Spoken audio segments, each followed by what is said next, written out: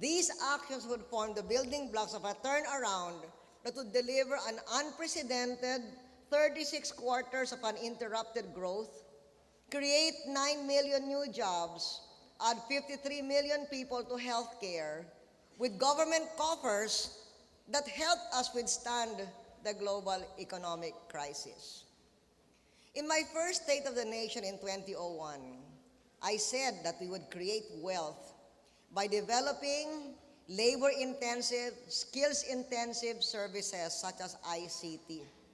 And sure enough, from scratch, with only 2,000 workers in the year 2000, we created what is today a global powerhouse, the Philippine BPO industry. We achieved this by promoting strategic investments in three areas. First, digital infrastructure. We encourage more broadband services in cities and identified growth areas. Thus, the cost of international calls went down from 40 cents to 2 cents a minute for those using the VoIP. The number of internet users jumped from 2 million in 2000 to more than 24 million today. That is why we have an infrastructure for BPO. And so that no Taiwan tremor or tsunami can cut off our cyber services from their global clients, we encourage PLDT and Globe to invest billions in having more than one international telecommunications gateway into our country. Second area of investment was an appropriate policy and legal environment. We created the Commission on ICT. Ray Chua, our chairman, has been guided by the policy that the ICT sector should be guided by the market with minimal government interference. For example, if the market calls for call centers, we shouldn't force our investors to specialize in something else. Let them make the decision. Instead of regulating, we gave incentives to the developers of IT parks, like the ones that are here in Bacolod. We assisted investors in identifying promising provincial sites. That's why we designed the cyber corridor. And we built more transport facilities to those sites, like the Bacolod Silay Airport. Also because, of course, ICT is more than call centers. On the other side of the spectrum, you have the IT. Yesterday, we opened an IT center in Taguig in Metro Manila. And the chairman said that one of the reasons why he decided to come to the Philippines after he met me in 2007 and learned of the possibility of doing IT in the Philippines, he was convinced by our very good intellectual property protection environment. So that's what we mean by supportive rather than regulating. And this philosophy drove the fast growth of call centers. But now the market is leading to the growth of the higher value-added segments of the offshoring and outsourcing industries, such as accounting, legal, medical, personnel, and administrative services.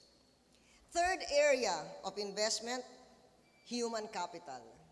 To increase the country's share in the global market for offshoring and outsourcing services, the government intensified the implementation of various programs to train the workforce, to enable them to find jobs in the BPO sector, and educate the young on the use of computers and internet for the next generation of IT and BPO workers. More than 4,000 public schools are now connected to the internet, including 22 schools in Bacolod. In technical education and skills development training, we have invested 3 times as much as the combined budgets of the 3 previous administrations. A very large portion of this investment goes to scholarships for the BPO industry, including 3,000 scholarships here in Region 6. Thanks to these strategic investments, billions in investments have been poured into the country by the private sector, creating 500,000 new jobs in BPO alone. Today, the Philippines, with 90 million people, has challenged India's 1 billion population for BPO supremacy. Compared to almost nothing in 2001, $0.02 billion, our BPO industry in 2009 earned more than $7 billion.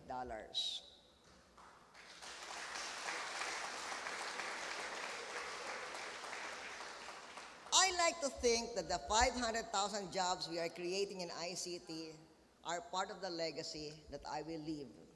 That is a legacy of hard work, a strong and stable economy, renewed global engagement, major investments in healthcare and education, and dramatic improvements in physical infrastructure like the Bacolod-Silay Road, the Bacolod Airport, Bacolod-Silay Airport, the Roro ports, and other important infrastructure.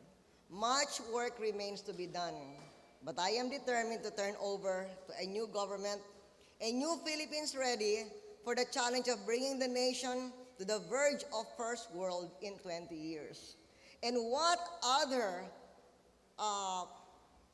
precursor of the first world do we see in the Philippines? Done more than the BPO industry, especially here where we are today. This is the only BPO center I know that has a swimming pool. So, this is an industry that will continue to grow and grow.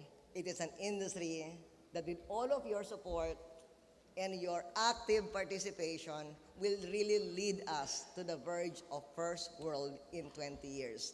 Damo gid na salamat sa inyong tanan.